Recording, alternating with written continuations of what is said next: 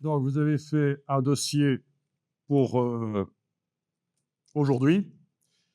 Je l'ai appelé comme ça, mais vous l'appelez jour 1 matin, quelque chose comme ça, c'est bon, hein. Moi, j'ai juste indiqué Adobe Illustrator niveau 2. En plus, vous avez lancé Illustrator et il arrive avec les palettes peut-être bien rangées chez vous, mais chez moi, c'est n'importe comment. Donc, je vais le remettre à zéro. Pour le remettre à zéro, depuis des décennies, il y a une astuce qui consiste à appuyer sur 3 touches au clavier, CTRL, ALT, SHIFT sur le PC, commande, ALT, SHIFT sur le Mac. Je ne vais pas utiliser cette méthode-là. Je vais ici, moi, aller dans les réglages. Donc, on est sur un Mac ici. Les préférences, les réglages, c'est menu Illustrator, réglages. Sur un PC, ce sera évidemment édition, préférences. Voilà, dans les préférences générales, vous pouvez le faire si vous voulez, même si chez vous, il n'y aura pas vraiment de nécessité à le faire. Je pense parce que, en principe, Illustrator n'a pas été modifié par des personnes qui l'ont utilisé précédemment, quoique. Euh, oui, c'est déjà modifié, eh ben faites-le. Alors, allez dans les préférences générales, cliquez sur réinitialiser les préférences. Voilà. Il vous dit que les préférences seront réinitialisées au démarrage d'Illustrator. Vous cliquez sur OK, vous faites Illustrator. Ah oui, ben, il propose directement de redémarrer. Voilà, redémarrer. C'est plus facile que les 3 touches à appuyer au démarrage parce qu'il faut vraiment les appuyer juste après avoir cliqué sur l'icône d'Illustrator.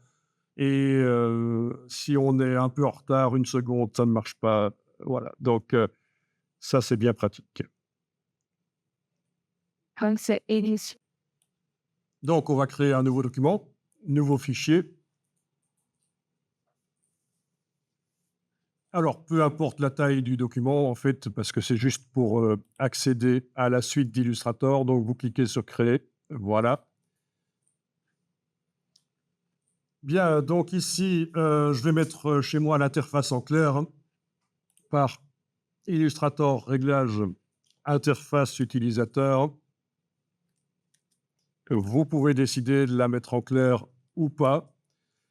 C'est vous qui choisissez. En tout cas, parmi les 4 possibilités d'interface, là, il y en a une qu'il ne faut pas choisir, c'est celle-là, parce que après, dans la palette des calques, il y a certaines choses qui apparaissent, des petites pastilles grises qui nous indiquent que dans la palette aspect, il y a des choses qui se passent.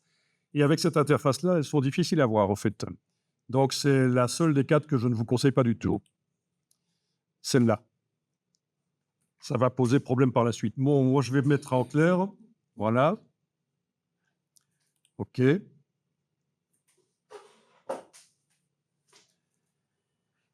Je vais remettre en place les palettes, si elles sont encore en désordre chez vous.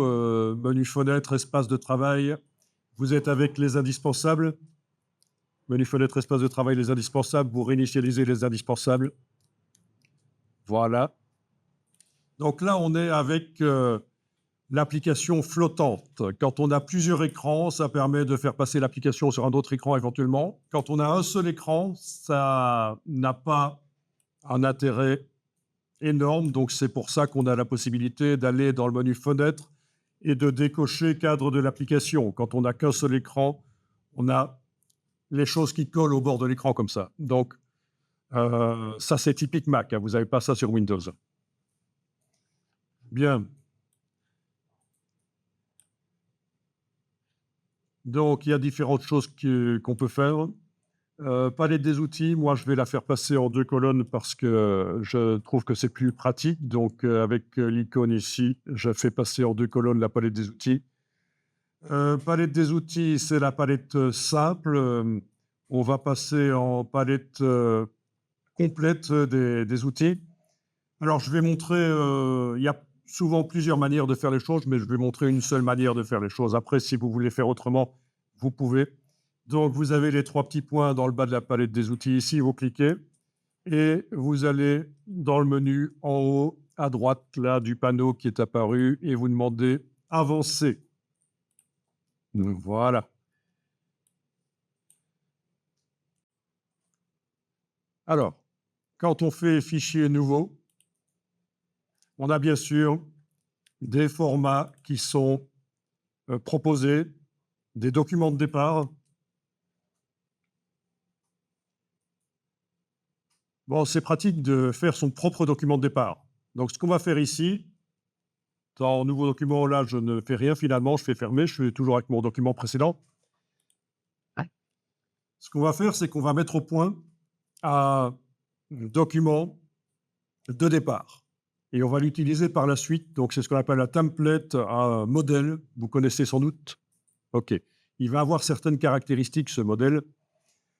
Donc, premièrement, le format, on peut éventuellement changer. Donc, ici, l'outil plan de travail va vous permettre d'accéder rapidement au format du document.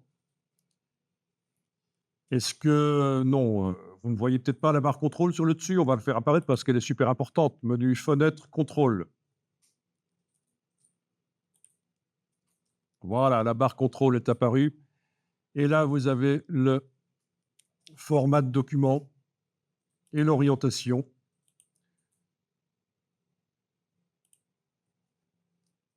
Donc je vais juste faire passer la 4 en horizontale chez moi.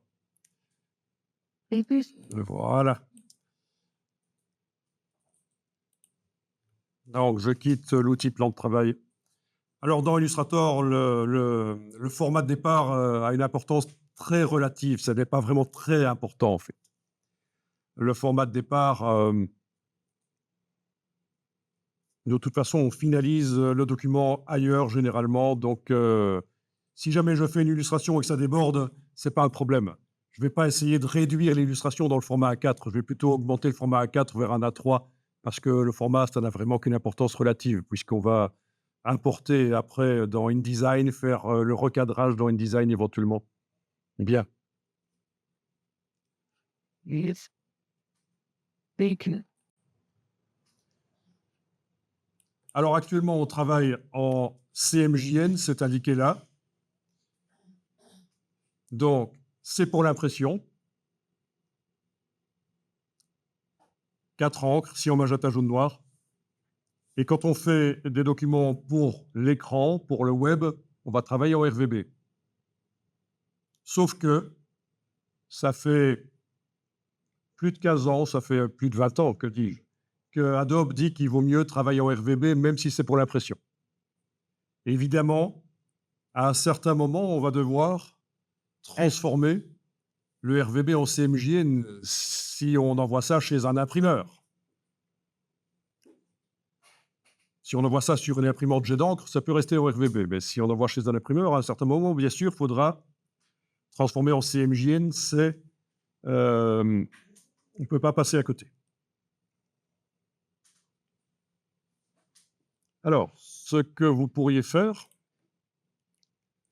dans un navigateur web, je vais le faire avec InDesign, mais le principe est le même, hein, puisque, voilà, vous tapez InDesign should use RGB. Alors attention, je ne suis pas en train de vous dire qu'il faut systématiquement travailler en RVB dans Illustrator, mais disons que c'est une possibilité à côté de laquelle il ne faut pas passer du tout. Mais on peut travailler en CMJN si on a de bonnes raisons de travailler en CMJN dans Illustrator, bien sûr. Voilà, donc en ayant tapé ça, vous devriez tomber rapidement sur un article ici. Pourquoi vous devriez importer des images RVB dans InDesign? Je vais cliquer sur lui.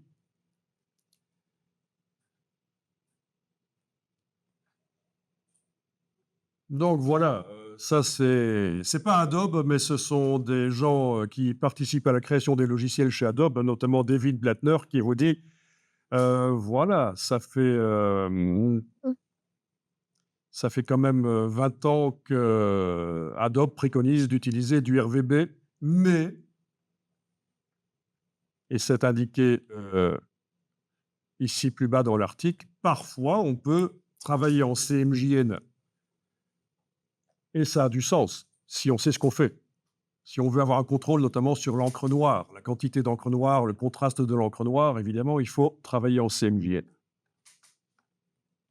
Ah ben non, justement, cette règle, si on travaille pour le print, c'est systématiquement en CMJN. Si on travaille pour le web, c'est systématiquement RVB. Elle est fausse depuis 20 ans. Mais dans les écoles, on continue à l'enseigner. Ça dépend quelle école, hein. Je suis en contact avec plein de gens du sud de la France, d'écoles d'art du sud de la France, et là, ils sont à fond dans le RVB. Ils font des documents InDesign en RVB, ils font du Illustrator en RVB. Et évidemment, à un certain moment, au moment où on génère le PDF pour l'imprimeur, si c'est une presse offset, on est obligé de lui fournir 4 canaux si en magenta jaune noir, mais le plus tard possible. Et l'erreur, c'est de faire ça le plus tôt possible, en fait. Il y en a qui, s'ils font un document InDesign, les images qu'ils mettent dedans, les photos, ils les transforment en CMJN dans Photoshop. Et ça, c'est l'erreur. Justement, c'est ce qui est indiqué dans l'article. C'est une erreur à ne pas faire. Soit pas quand on choisit les couleurs, Alors oui, bien sûr. il faut faire attention. Donc, si nos photos, nos illustrations ont des couleurs vives, ça va ternir dans le PDF et forcément, logiquement, hein, parce que l'impression est moins performante qu'un écran. Mais quand on travaille dans Illustrator, et aussi dans InDesign, mais dans Illustrator, l'illustration qu'on fait, c'est pas nécessairement systématiquement que pour l'impression. Parfois, on va l'afficher sur un écran et on a envie que les couleurs soient vives parfois parce que le sujet s'y prête, hein, c'est des légumes, c'est du manga, on a envie des couleurs vives, on n'a pas envie que ce soit terne, et donc le faire en CMJN s'il y a une version qui va être affichée sur l'écran, c'est un peu dommage. Donc on fait du multipurpose, on a une image de départ, une illustration avec des couleurs les plus vives possibles, larges, en RVB, et puis on fait des versions pour l'impression jet d'encre, pour des badges, pour l'impression offset, pour des flyers, on fait différentes versions du document. C'est ça l'idée. Mais c'est très surprenant quand on vous a appris quand on vous a appris que pour l'impression, c'est forcément CMJN. Et c'est voilà. Donc, que je- dans Photoshop, si je veux faire une impression au départ de Photoshop, oui, je peux faire mon document en RVB, ce sera moins lourd, j'aurai plus de filtres qui fonctionneront, l'image que je vais faire sera affichable sur écran avec des couleurs vives. Mais bien sûr, je ferai une version aussi pour l'impression avec des couleurs plus ternes. C'est valable pour tout, Illustrator, Photoshop, InDesign. Ouais. Après, c'est Alors, oui, si on a une couleur de logo, par exemple, il vous fournit une valeur CMJN. Oui, ça, vous pouvez la mettre dans InDesign, voire même dans Illustrator, ça peut se faire. Mais dans InDesign, ça peut se faire de mettre des valeurs CMJN spécifiques. plus Mais en général, ça peut être du n'importe quoi. Parce qu'il vous précise pas pour quel CMJN. in Quel est le profil d'impression Euroscale, Fogra, et donc vous avez des valeurs CMJN. les clients se peignent pas. Normalement, c'est le client qui a le logo qui dans sa charte graphique, doit indiquer CMJN, voilà les valeurs CMJN pour telle impression, Fogra 39, donc du papier lisse. Et les chartes graphiques qui indiquent ça, elles sont très rares. Vous en avez, mais Ouais, mais donc, normalement, une charte graphique, une couleur de logo, il doit l'indiquer en RVB, en indiquant pour quel RVB, en CMJN, pour quel CMJN, et en LAB, qui est complètement indépendant de tout matériel de sortie. C'est une description universelle de la couleur. Mais voilà. Après, il ne faut pas s'étonner s'il y a des décalages couleurs, si ça n'est pas indiqué dans la charte graphique. Donc voilà, on peut faire des illustrations en RVB dans Illustrator, des mises en page en RVB dans InDesign, c'est même préconisé par Adobe. Mais à un certain moment, si c'est pour imprimer sur une presse offset comme celle-là, et je vais vous en montrer une plus tard parce qu'on en a une à côté, on en a plusieurs d'ailleurs. Si c'est pour imprimer sur une presse offset, bien sûr, il faudra absolument fournir un PDF CMJN parce que les informations de l'encre cyan, magenta, jaune, noir, elles vont sur 4 presses différentes qui sont mises les unes à la suite des autres et la feuille passe d'une presse à l'autre, hein. C'est ça, une presse couleur, hein. C'est des presses monochromes mises à la suite l'une des autres et le papier passe. Et donc, oui, on ne peut pas envoyer un PDF RVB, sauf exception très rare. L'imprimeur lui-même va transformer en CMJN, mais c'est très rare. Généralement, l'imprimeur veut absolument du RVB, du CMJN, pardon. Excusez-moi, il veut absolument du CMJN. Il veut justement pas du RVB. En général, c'est une erreur. Il va vous relever les bretelles si vous lui envoyez un PDF RVB. Je ne vais pas m'étendre trop là-dessus parce qu'il y aurait beaucoup de choses à dire là-dessus. J'ai de la documentation que je pourrais vous fournir si vous êtes intéressé par le sujet. Mais donc, je ne dis pas qu'il faut systématiquement, parce que dans la documentation que je vais vous fournir, vous allez voir que j'explique le CMJN dans Illustrator. Ça a du sens parfois. Si on veut faire du noir qui est composé uniquement d'encre noire, il faudra faire du CMJN dans Illustrator. Et dans InDesign aussi. Donc, bien sûr, si vous avez une imprimante professionnelle ou pas, en jet d'encre, ou même en laser, ça vaut la peine d'envoyer du RVB. Parce que si vous faites du CMJN, vous allez faire le CMJN de l'imprimeur, qui est assez terne, et vous allez envoyer votre CMJN sur l'imprimante jet d'encre, qui est capable d'imprimer des couleurs vives, parce que les encres sont plus chères, plus vives, et elle va vous sortir des couleurs ternes, parce que vous lui avez envoyé un document CMJN. Donc, pour l'imprimante jet d'encre, on envoie du RVB en interne et le convertit dans son CMJN à elle. Et donc, ce qu'on va faire ici, c'est que notre document de départ dans Illustrator, on va le faire RVB tant qu'à faire, hein. Vous tracez, par exemple, un rectangle, voilà. Vous allez modifier la couleur de fond et on va aller chercher le nuancier. Il faut toujours utiliser le nuancier dans Illustrator. Il vaut mieux éviter de double-cliquer sur l'échantillon de couleurs de la palette des outils parce que le nuancier, c'est mieux à cause des couleurs globales. Parce qu'il y a les couleurs globales, c'est mieux. Voilà.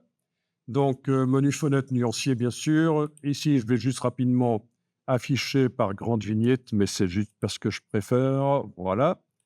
Et alors, tout ça, c'est des couleurs ternes CMJN. Mais vous avez la possibilité de faire une nouvelle nuance. Allez-y. Et de la faire selon le modèle RVB plutôt que CMJN. Donc, par mélange de lumière au lieu de mélange d'encre. Ici, il vous indique couleur quadri. C'est ce qui correspond à ce qu'on voit.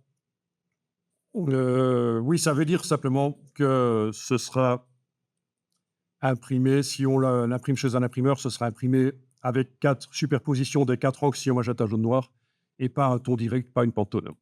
Mais malgré tout, on définit ici la couleur en RVB, et je vais vous demander de faire une couleur vive, par exemple. Donc, il vous indique que ce ne sera pas imprimable tel quel, que ça va ternir. Voilà, OK.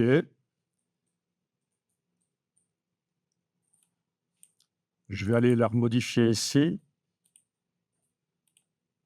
RVB, voilà. Voyons un peu ça. OK, vous voyez ce qui se passe en fait. Votre couleur là, elle est bien vive. Et quand elle est utilisée dans un document CMJN, elle ternit directement. Même déjà là dans le nuancier, elle ternit, hein. Donc j'ai double-cliqué sur la couleur que j'avais faite pour aller la remodifier. Voilà. Et donc on pourrait dire, mais c'est pas bien. Ça veut dire je fais une illustration et j'aurais pas ça, si j'arrivais à mettre le rose vif, j'aurais pas ça à l'impression. Enfin, on va voir quand même comment on peut mettre le rose vif ou le vert vif, on va voir ça. Donc, c'est tout simple.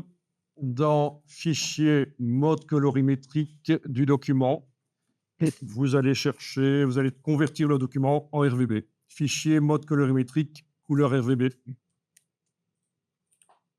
Voilà, il est indiqué RVB là au-dessus. Je vais redouble-cliquer sur la couleur. Et là. Voilà. Donc, du rose vif, par exemple, ben, il apparaît rose vif dans le document. Donc, l'argument, on fait en CMJN, sinon le client sera déçu. Oui. Le client sera peut-être déçu aussi de découvrir que chez la concurrence, la version écran aurait pu avoir des couleurs vives et qu'elle ne les a pas. Vous voyez ce que je veux dire? Alors, sinon, vous avez affichage, couleur d'épreuve, qui vous permet de montrer ce que ça donnera. Alors, comment c'est réglé chez moi? OK. Espèce de travail coded. Est-ce que ça fonctionne chez vous quand vous enclenchez couleur d'épreuve? D'accord. Ça ne fonctionne pas chez vous. OK.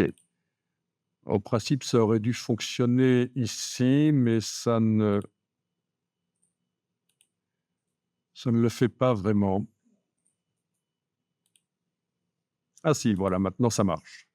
Il a fallu que j'aille repréciser en allant dans le menu affichage, format d'épreuve, aller repréciser espace de travail CMJN, qui est réglé chez moi en FOGRA 39. Et il a fallu que j'aille repréciser, puis affichage couleur d'épreuve montre réellement ce que ça va donner à l'impression. Vous voyez? Donc ça peut être une solution. Vous ne montrez pas au client nécessairement la version couleur, RVB.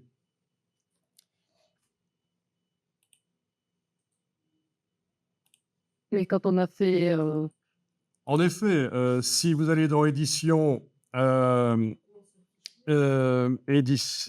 attendez, fichier, oui, c'est dans InDesign, c'est dans l'édition, mais ici, on est dans Illustrator, c'est dans fichier, mode colorimétrique. Si vous passez en CMJN, les couleurs sont modifiées, puis vous repassez en RVB, elles ne redeviennent pas vives. Donc ça, c'est pas ce qu'on est en train de dire, c'est pas le format d'épreuve, hein. Donc, dans ce cas-là, je vais utiliser éventuellement l'historique, hein, un menu fenêtre historique pour aller en arrière juste avant la conversion des couleurs du document. Voilà, déplacement. C'est la dernière chose que j'avais faite, déplacer un élément.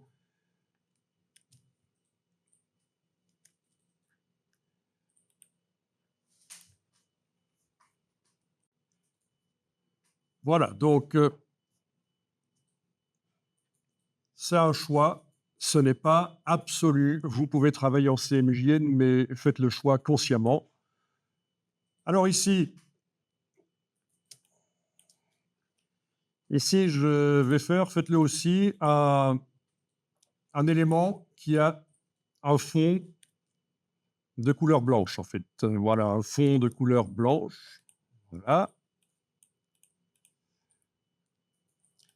Comment est-ce que vous pouvez savoir si le rectangle là, qui a un contour noir, est-ce que c'est réellement de la couleur blanche qu'il y a à cet endroit-là ou est-ce que c'est de la transparence? En voyant comme ça, on ne le sait pas nécessairement. Bon, je le sais parce que je viens de le faire, mais sinon. Donc ça, c'est plutôt ennuyeux. Donc, on va mettre en place un système qui permet, dans notre document de départ qu'on est en train de mettre au point là, un système qui permet de voir tout de suite ce qui est blanc et ce qui ne l'est pas blanc. Faire la différence entre le blanc et le transparent. Est-ce que vous connaissez un système qui permettrait déjà là, en un clic, d'arriver à voir si ce rectangle, sans cliquer dessus, hein, parce que je peux en avoir plein en fait, hein. Voilà, j'en ai plein. Je veux vérifier qu'ils sont tous avec un fond blanc. Comment est-ce que je fais? Vérifier qu'ils sont tous avec un fond blanc. sans le sélectionner. Sans les sélectionner, oui. Alors regardez, affichage. Affichage, afficher le damier de transparence. Parce qu'en fait, un document Illustrator, c'est de la transparence. Il vous le montre blanc parce que c'est quand même plus sympa, mais là, c'est la convention, le damier gris et blanc de transparence. Voilà, comme dans Photoshop. Et donc là, on voit tout de suite ce qui est blanc et ce qui ne l'est pas. Et ça pas plus cohérent de travailler d'office là-dessus, pareil. Oui, on va faire ça. Il faut absolument, c'est beaucoup plus facile, mettre en place un système qui nous permet de voir, ce qui est blanc et ce qui ne l'est pas. Bon, le problème, c'est que c'est horrible comme damier, ça fait mal aux yeux. Donc, il y a possibilité dans Illustrator Réglages ou sur PC Édition Préférence d'aller modifier la... Non, c'est pas là, excusez-moi, je confonds encore avec un autre logiciel. Ça va être dans Fichier, format de document. Fichier, format de document. Ben oui, ça c'est quand même ennuyeux. D'un logiciel à l'autre, il n'y a pas nécessairement de cohérence parce que ce sont des équipes, des pièces rapportées suite aux achats de Adobe, des équipes différentes qui développent les différents logiciels et parfois il n'y a pas de cohérence. Ça répond à la question, hein, pourquoi est-ce que parfois la même chose se présente différemment dans Photoshop et dans Illustrator et dans InDesign.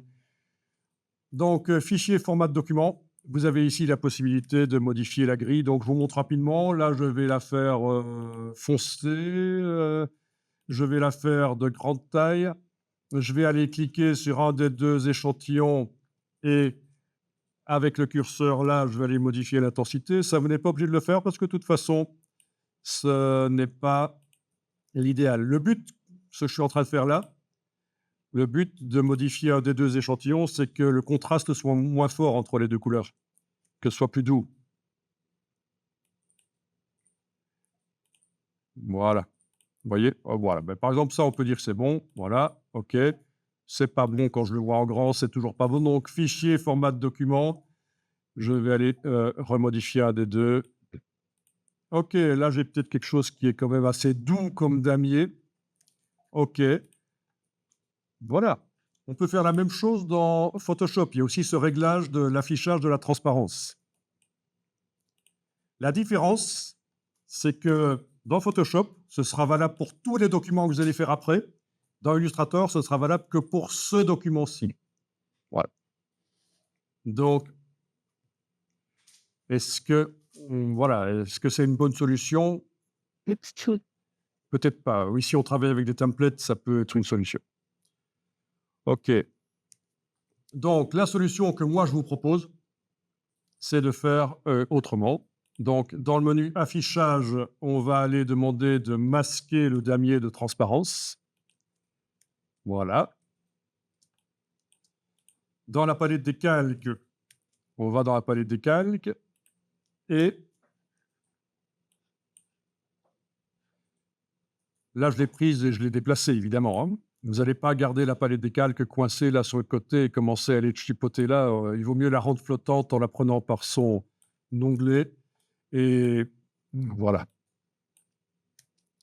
Donc, j'agrandis la palette des calques. Et alors, on va créer un calque spécial pour faire un fond gris qui nous permettra de voir ce qui est blanc au-dessus ou pas.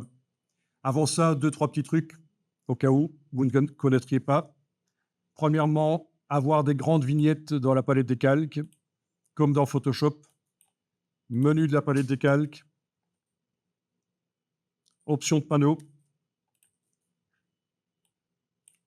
Menu de la palette des calques, option de panneau. Et on va choisir ici autre. Et par exemple, si vous mettez 80, je pense que ce sera le maximum, 80 pixels. OK. Vous avez des vignettes plus grandes. Ici, j'ai un écran 4K, donc avec beaucoup de points. Si vous avez un écran avec moins de points, de la HD par exemple, il est possible qu'en choisissant 80 pixels de vignettes, ce soit trop grand les vignettes, hein, donc il faudra adapter. Ça, c'est la première chose, les vignettes, c'est quand même pratique que les vignettes soient grandes. Deuxièmement, il y a ici une option, il faut absolument la connaître, elle existe aussi dans InDesign, c'est dans la palette des calques, l'option coller en conservant les calques d'origine. Est-ce que vous voyez à quoi ça correspond? Ça va vous ennuyer si c'est enclenché ou si c'est pas enclenché, ça peut vous ennuyer dans certains cas et dans d'autres cas aussi. Donc, il faut absolument voir à quoi ça correspond ça. Donc, on va voir. Je vais noter qu'on va l'étudier rapidement plus tard parce que C'est une fonction hyper importante et elle est super discrète là dans le menu de la palette des calques. Vous avez la même chose dans InDesign aussi. Ça porte un nom légèrement différent, évidemment. Voilà. Alors, est-ce qu'il faut l'enclencher ou pas maintenant? Vous en occupez pas, mais après, on va étudier à quoi ça correspond. Si je vais créer un calque, bon, vous allez voir souvent, je vais dans les menus et je montre les noms, mais c'est une habitude. Sinon, il y a d'autres manières de le faire, bien sûr, les icônes, etc., les raccourcis clavier, mais j'aime bien rester basique quand même. Alors, nouveau calque. OK. Donc, ce nouveau calque, je suis en train de travailler sur lui. Je vais zoomer en arrière.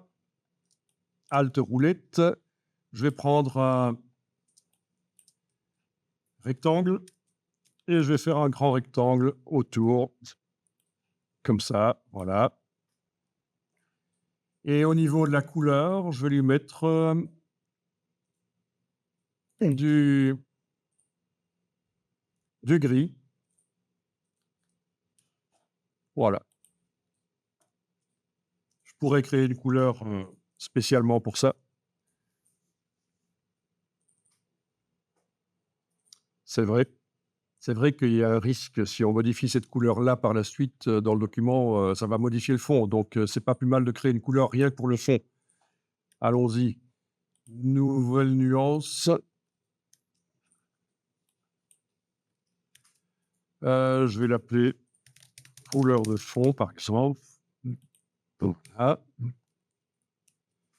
Et voilà. Vous savez faire ça? Avec la touche Shift, vous savez que ça fonctionne comme ça? Ah, ben dans tous les logiciels Adobe, quand vous avez des curseurs pour faire les couleurs, si vous enfoncez la touche Shift, ça modifie les 3 curseurs d'un coup. Ça veut dire que si je choisis une couleur, par exemple comme ça, je suis en train de choisir une couleur, je suis en train de créer une couleur, ok, elle est superbe la couleur, sauf qu'elle n'est pas assez sombre ou pas assez lumineuse. Ben, touche Shift, je prends n'importe lequel des 3 curseurs et je modifie la couleur. Voilà.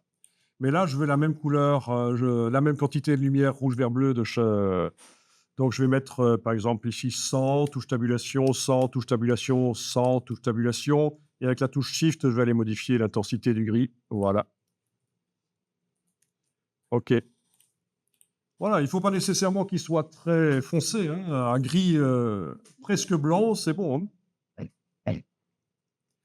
OK, le calque, je vais le renommer ici fond coloré, enfin fond gris plutôt. Fond gris, voilà. Et alors, le calque, je vais le faire passer sous le calque 1. Et là, quand on travaille, on voit tout de suite qu'on a affaire à du blanc et pas de la transparence. On voit que les formes ont réellement du blanc.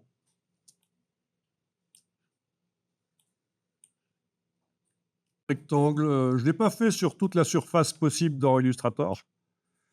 Comme on le voit, ça doit faire 5 mètres sur 5 à peu près, toute la surface possible, mais je pense que si c'est nécessaire, je l'agrandirai. C'est vrai qu'on aurait pu le faire sur toute la surface. Allez, avec la flèche blanche. Noire, je veux dire, avec la flèche noire. Je vais aller agrandir ça. Voilà. OK. Donc là, il est sur toute la surface. Quelle dimension il fait? Il doit être bien grand, en fait, hein. Cool. Donc, j'ai zoomé en arrière et avec la flèche noire, j'ai pris les poignées du coin. Voilà. Alors, on en était où ici? Oui, les dimensions. Ben oui, c'est ce que je disais, hein. 5 mètres, 577 centimètres, en fait, voilà. C'est à peu près la dimension la plus grande qu'on peut faire dans Illustrator. Alors, quand tu sélectionnes avec la flèche noire ton rectangle, là, je vais aller en arrière pour remontrer. Il était comme ça, voilà. Quand tu sélectionnes avec la flèche noire le rectangle, est-ce que tu vois les poignées sur les coins? OK, tu peux... Pardon? Je ne sais pas, je sais jamais comment. Tu ne les as pas. Eh bien, c'est parfait parce que c'est une crasse, il ne faut pas les avoir. quand on zoome en arrière, ce rectangle-là, c'est pas moi qui l'ai créé, c'est la surface maximale possible pour mettre des objets dans Illustrator, en dehors de la feuille. Voilà, c'est la surface maximale où on peut travailler, mettre des objets. Oui, donc justement, il les faut pas. On va expliquer plus tard que ces poignées, il les faut pas. Sinon, ça se gère ici. Affichage, afficher le cadre de sélection ou masquer le cadre de sélection. Voilà. Affichage, afficher le cadre de sélection. Les poignées sont là. On prend avec la flèche. Mais vous allez voir plus tard qu'on va le désactiver. On va masquer le cadre de sélection plus tard. Ce sera mieux. Donc, ce que je viens de montrer là, concernant le cadre de sélection, c'est pour ceux qui ne voyaient pas les poignées avec la flèche noire. Comme ça, vous voyez les poignées. Et voilà. Donc, je vais réafficher rapidement la page sur l'écran. Donc, l'astuce, c'est bien sûr le double-clic sur la main dans la palette des outils. Ça affiche le document le plus grand possible sur l'écran. Vous connaissiez? Ça marche aussi dans Photoshop et dans InDesign. L'affichage rapide le plus grand possible sur l'écran, le double-clic sur l'icône de la main dans la palette des outils. Derrière la main, vous connaissez la possibilité de tourner l'affichage? Ça fait avec R? Ah non, ça c'est pour tourner les objets, peut-être non? Non? Parce que je ne vois pas ici le raccourci. Non, pour tourner vraiment l'affichage, comme ça. Là, je zoome en arrière et je tourne, voilà. Elle peut tourner dans le sens qu'on veut. C'est pratique quand on fait du texte qui est en vertical, voilà. Voilà, et double-clic à nouveau dessus pour remettre à 0. OK. Vous connaissiez ça, outil rotation? Ben, pour ceux qui font l'illustration, c'est pratique. Hein. Ah, tablette avec écran intégré? Ah oui, à ce moment-là, tu tournes la tablette. Non, j'ai une petite manette. Ah oui, mais si tu la tiens en main, tu peux tourner la tablette. Oh, c'est un bazar. Ah, c'est un bazar comme ça, OK. Ouais. C'est une Cintiq 24 pouces. Non, c'est un... Bon, je vous rappelle qu'on est en train de mettre au point un document de départ, donc format A4 horizontal avec un fond gris. Le fond gris, on ne va pas le modifier par la suite, donc on peut déjà le verrouiller. Et on va activer le calque 1. Voilà. Donc, verrouiller le fond gris, c'est pratique parce qu'on n'est pas censé le modifier par la suite. Il est juste là pour nous aider. Et bien sûr, à tout moment, on pourra visualiser sur fond blanc s'il faut, en enlevant l'œil en face du fond gris, comme s'il n'existait pas.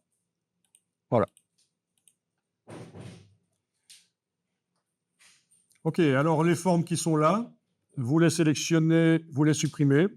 Ben oui, sinon elles vont à chaque fois qu'on va démarrer notre template, elles seront là. Ça peut être pratique. Ça peut être pratique de mettre des choses sur le côté, des couleurs, des choses, ça peut être pratique, mais sur le côté de la page, des échantillons de couleurs, des échantillons de motifs, etc., qu'on utilise souvent.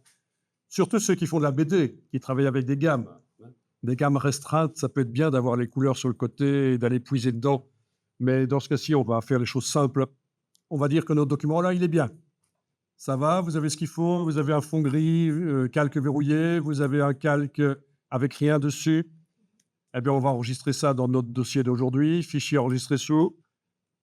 Enregistrer sur l'ordinateur et ne plus afficher. Oui, n'enregistrez pas sur le cloud, ça va être très lent.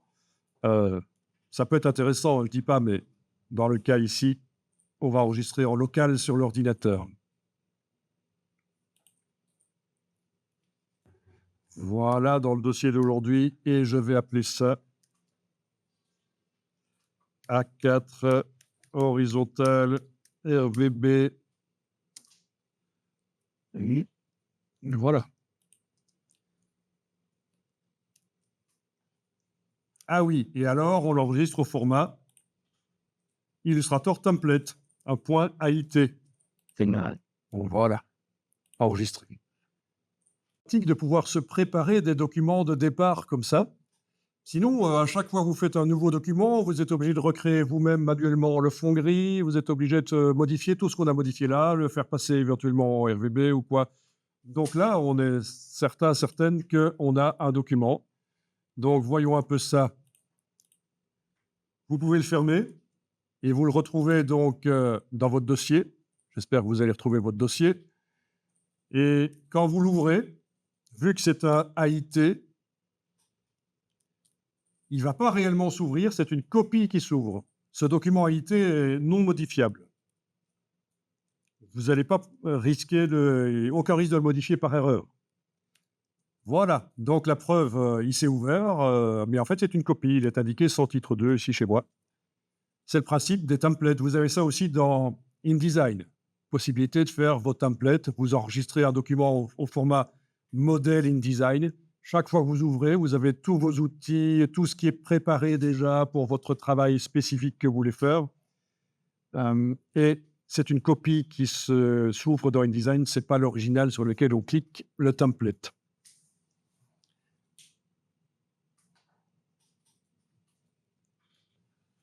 Donc, en fait, il est possible qu'on va démarrer assez souvent par la suite des exercices au départ de ce document de départ. Pour que ça vous dessus. Oui, vous pourriez l'ouvrir par fichier ouvrir, c'est possible. Oui, par tous les moyens. Glisser le document sur l'icône de Illustrator aussi, c'est possible. Enfin, c'est comme un document Illustrator, sauf que c'est une copie qui s'ouvre. C'est la seule différence. Alors, il existe un système qui permet, dans fichier nouveau, d'avoir ces modèles de départ là, dans fichier nouveau. Mais c'est un peu complexe, donc j'aime autant que vous ayez le template sur le disque dur, dans un dossier, c'est pas plus mal. Hein.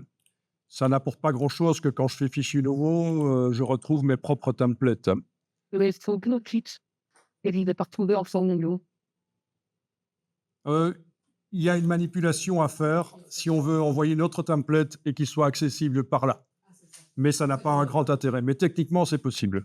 Mais ça n'a pas un grand intérêt. Vous avez vos templates qui sont là. Et bien sûr, on pourrait faire différents formats, plein de templates en fonction de plein de travaux qu'on doit faire. Ça accélère le travail. L'aspect productivité, ça compte. Hein, le gros mot productivité. Hein. Euh, mais je rappelle, moi, que la productivité, ce n'est pas nécessairement pour produire plus sur la même période de temps. Moi, la productivité, ça peut être aussi produire autant, mais en moins de temps.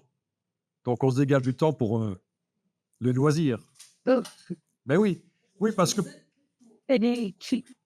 oui, pour garder de la place pour la créativité aussi. Oui, oui, mais tout à fait, tout à fait. Mais c'est une catastrophe hein, dans le monde du graphisme sur ordinateur.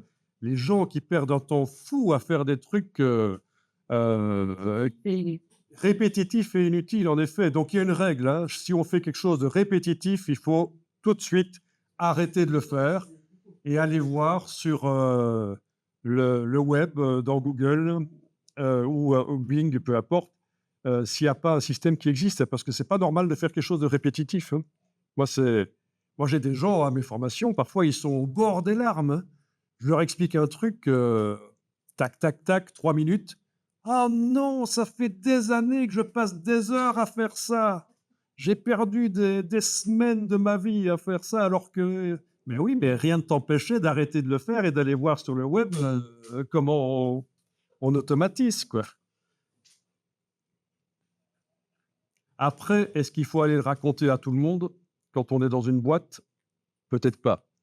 J'ai eu le cas de quelqu'un que j'ai formé qui m'a dit, dans ma boîte, j'ai trouvé un système, c'était dans Excel, ça permettait de faire en 30 minutes, je faisais le boulot qu'on me demandait de faire en 5 heures. Et les autres collègues, je leur ai expliqué, voilà, on peut automatiser 30 minutes, le truc qu'on fait en 5 heures peut être fait en 30 minutes.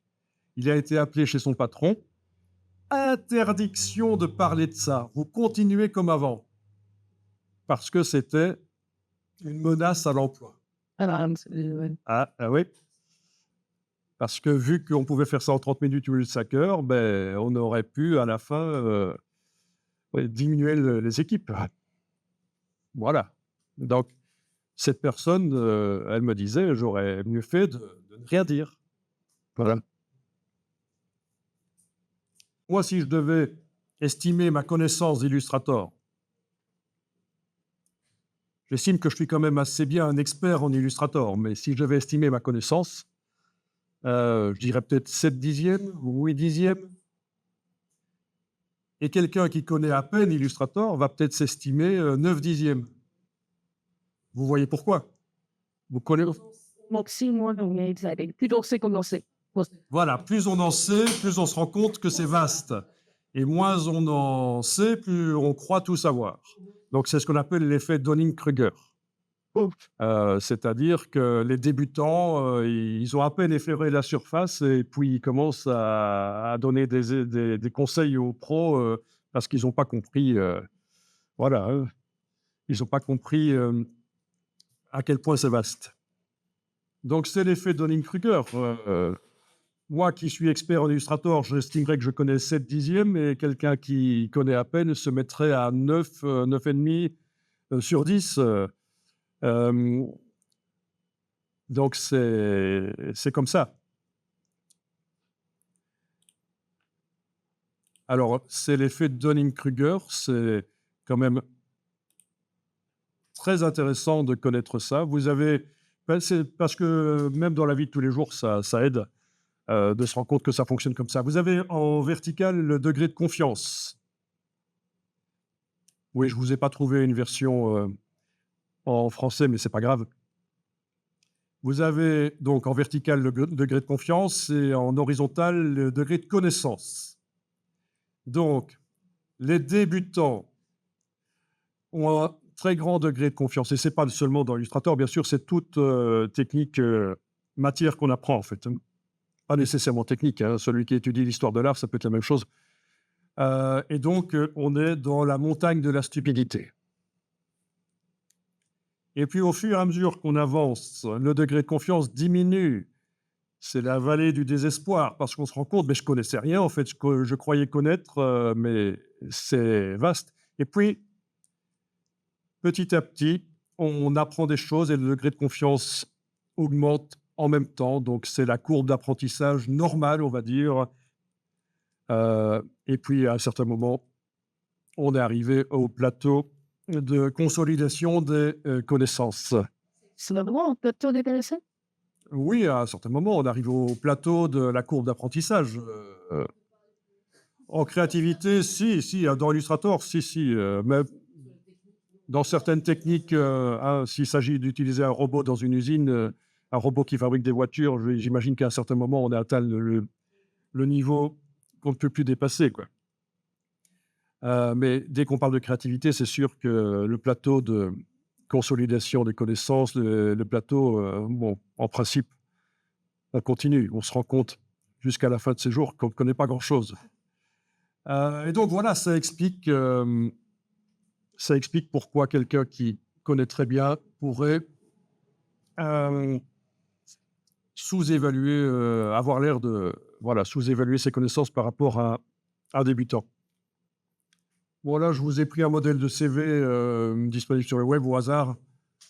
Et vous avez ces indications du degré de connaissance du logiciel. Vous avez parfois des étoiles aussi, on met des étoiles. Donc ça n'a aucun sens en fait, hein. Par rapport à l'effet Dunning-Kruger, un débutant va s'estimer à 9 sur 10 en Photoshop et un pro va sous-évaluer.